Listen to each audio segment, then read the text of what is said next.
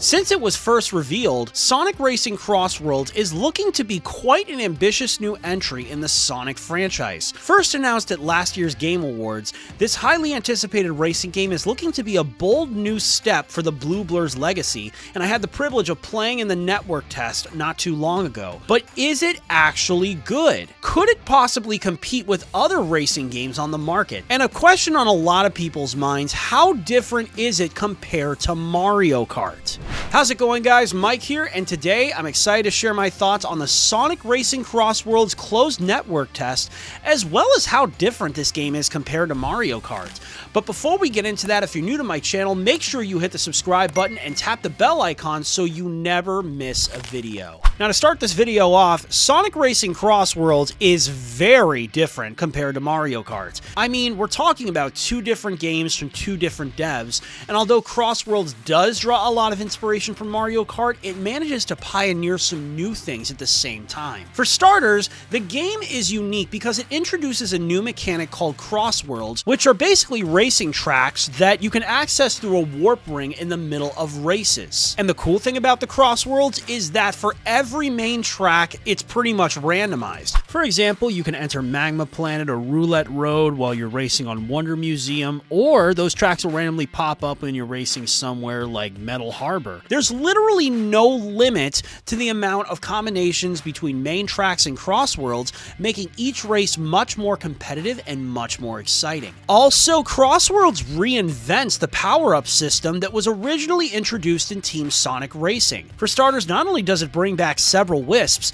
but you also get new power-ups like the Monster Truck, which allows you to run people over, as well as King Boom Boo, which attacks the person in first place, kind of similar to the Spiny Shell in Mario Kart. You also have a cool kart customization system, which actually has some really cool options.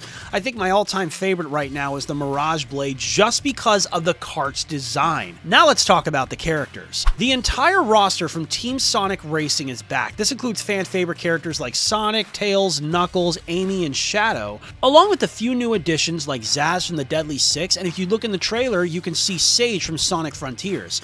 Now, only a few of these characters were actually playable in the network test, and I also want to note that this network test was specifically for the multiplayer experience and not single player. So it's possible we could get more features like a story mode or something else entirely when the game launches. All in all, I had a fun time playing this, even though it was pretty chaotic at times.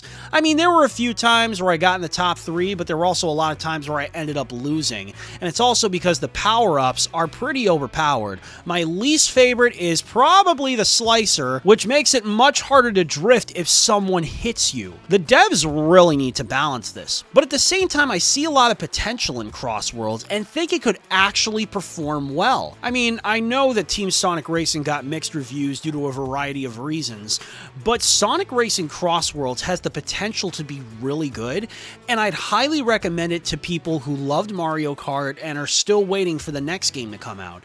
Now, that said, we still don't know when Mario Kart 9 is going to launch, if that's even what it's called, but either way, I'm very curious to see what Nintendo does with that compared to CrossWorlds, because right now CrossWorlds is looking to be a huge improvement over Team Sonic Racing. But I want to hear your thoughts. Do you think CrossWorlds could do well in the long term? Are you guys even going to give it a try when it launches? Let me know in the comments section below, and be sure to subscribe to my channel so you're up to date with all the latest gaming news and reviews. Until then, thanks for watching, and I'll see you guys in the next video. Take care.